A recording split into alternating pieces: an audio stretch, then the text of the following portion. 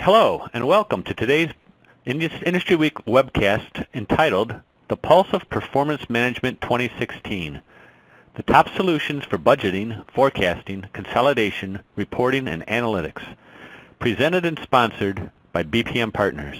Craig Schiff is President and CEO of BPM Partners. As a founding member of IMRS Hyperion Software, which is now Hyperion Solutions, Craig helped create and define the space known first as analytic applications, then business intelligence, and now BPM.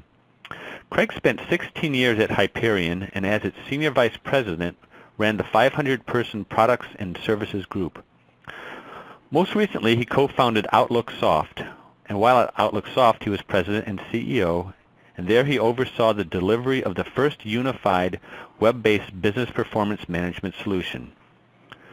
Craig has more than 30 years of experience focused on analytic applications, business intelligence, and BPM. Craig's also been doing this with us for a number of years, and I'm sure you're all going to enjoy today's presentation. It's always a treat to have Craig with us. And so with that, Craig, the floor is now yours. Thanks very much, Dave, and welcome to the Pulse of Performance Management 2016. The agenda today is packed, as it always is. We're going to talk about the purpose of this webcast. We'll remind everyone what business performance management is, get everyone on the same page. We'll identify some trends that we've spotted in the marketplace this year and follow up on trends we saw last year. We'll share our BPM Pulse research. That survey just closed, and those who participated in that, thank you very much. And then we'll spend some time looking at the key vendors in the space. We'll look at them from our perspective as well as from an end-user perspective. And for those of you who've been coming to this webcast for the past, 13 years or so, we continue to innovate and update, and we'll have new information that we present today as well. And then we'll talk about next steps. Once you have this information, what should you do with it, and how do you proceed in your own projects? So this webcast is designed to give you information, so as you review your own projects, you have the latest data. Keep in mind this is very high-level summary information. There's a lot more details you need to really do your project correctly. However, this gives you enough info to at least begin the discussion and have some idea of what you should be looking for as you move forward with your performance management project. So BPM, which is the acronym we use, while some of the vendors use CPM for corporate performance management or EPM for enterprise performance management, they're all one and the same. What they're not is business intelligence, which is a set of tools that these solutions are often built off of and now are being used and exposed for data visualization and analytics. From a technology perspective, that's what it is. It's a set of applications that use those BI tools. From a business perspective, it basically lets you design your strategy and then plan, monitor, and execute on that strategy and track your performance against it. What this translates into in terms of performance management solutions, these are the main areas: budgeting, planning, and forecasting. And on this screen it identifies why people are looking for new solutions in each of these areas. Financial consolidation reporting, governance, risk, and compliance sometimes is included within this with certain vendors. Profitability optimization and operational analytics are growing in importance, and then strategic dashboards and scorecards. So these are the key areas of performance management, and we believe to get the full value of BPM, you really need to embrace all of them in a phased approach over time. So why don't we look at the trends that we've been seeing in the market this past year? First of all, we've clearly seen cloud move forward over the years, but this past year, I would say it certainly went mainstream for performance management solutions. In the mid-market organizations, it's the preferred choice, and many of them won't even consider on-premise solutions anymore. The reason being their IT staff does not have the resources to enable them to do a BPM project. So if they're not going to get a cloud solution, they're not going to get a BPM solution. In the larger companies where they've been a little more hesitant, they're moving forward as well, and just about every large company is open to cloud. Some of them prefer it, some are indifferent. Very few say, we will not consider cloud. There are new cloud solutions coming constantly. Some vendors are re-architecting their solutions. Some vendors are hosting their on-premise solutions. And as we'll see today, some vendors offer their on-premise solutions alongside a brand new set of cloud-based performance management solutions. All key vendors at least offer hosted, and most are now leading with it in the marketplace. You have to twist their arms to get their on-premise version, basically. Modeling has become more important. We're looking at companies that are doing driver-based planning, what-if scenario modeling, and other types of complex models, and this has become a more important element. So not just entering data, consolidating, reporting on it, and comparing it to actuals.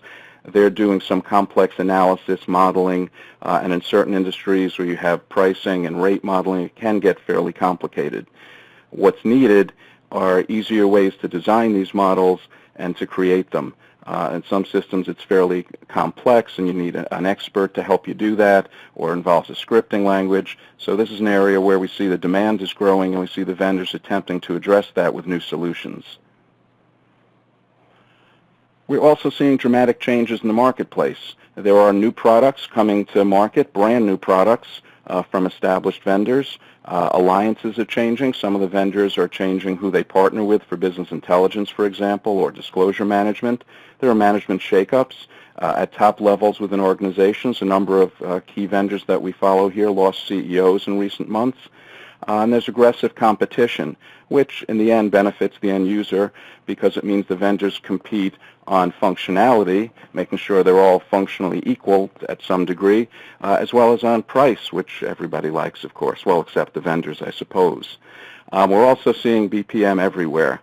On our own work with customers, helping them do performance management right, we see companies large and small. For example, in the past month, we've worked with a company that's around $25 million in revenue. At the same time, we work with a company that's multi-billions in revenue.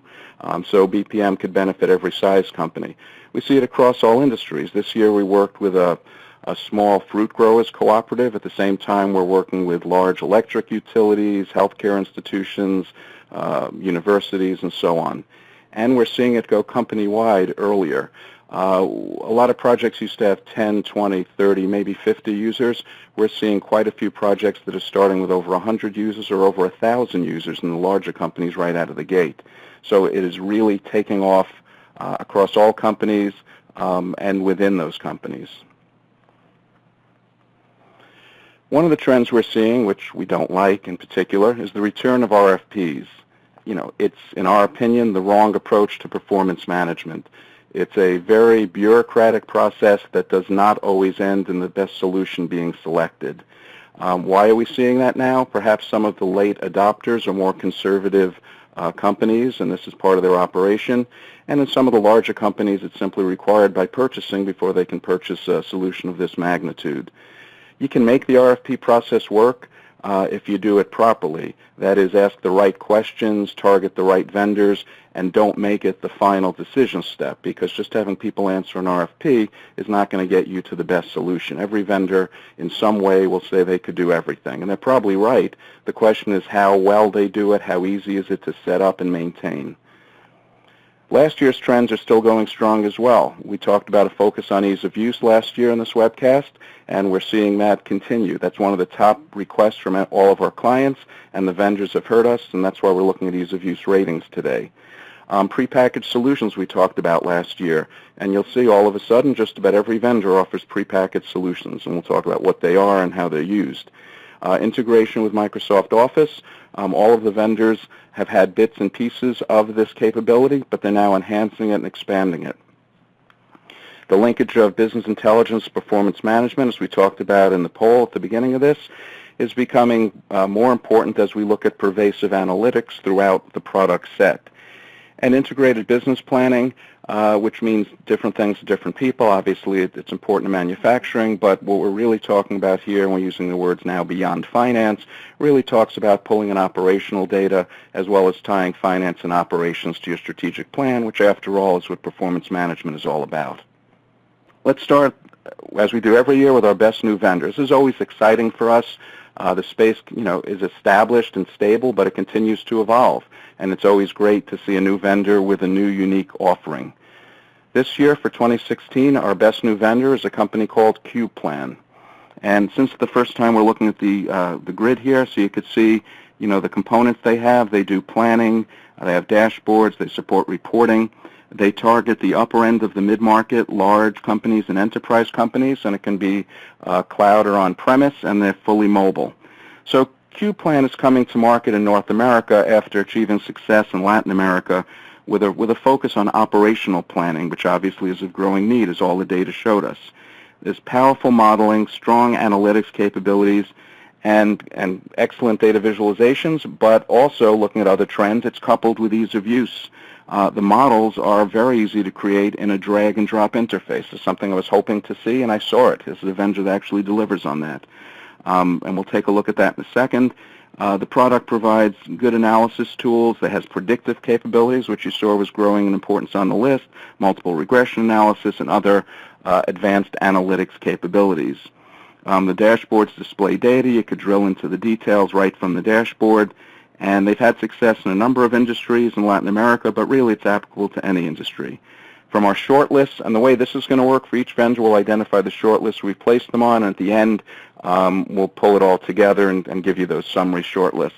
But in their case, it's the Beyond Finance capability, the operational, the powerful modeling, predictive analytics, and the BI analytics and data visualization.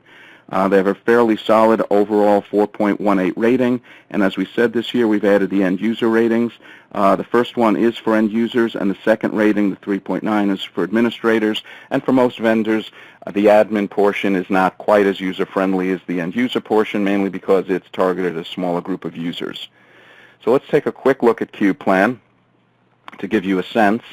Obviously, you have to really look at the product, but just to give you a sense, so they have an influence diagram here, and you're able to create new elements, drag and drop elements, and it shows, you know, how the model works, which aspects impact which other aspects of the model. And this is not animated here, but you can drag and drop these components, and then there are pull-down dialog boxes that enable you to spell out the details. It's the easiest way I've ever seen to create a model.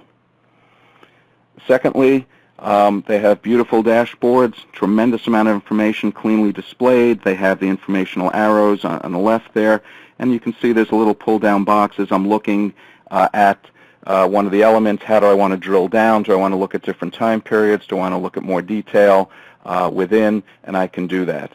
So a great product, and although it's a new vendor, it's only new to the U.S. market. It's an established vendor with success in very large companies in South America for the most part.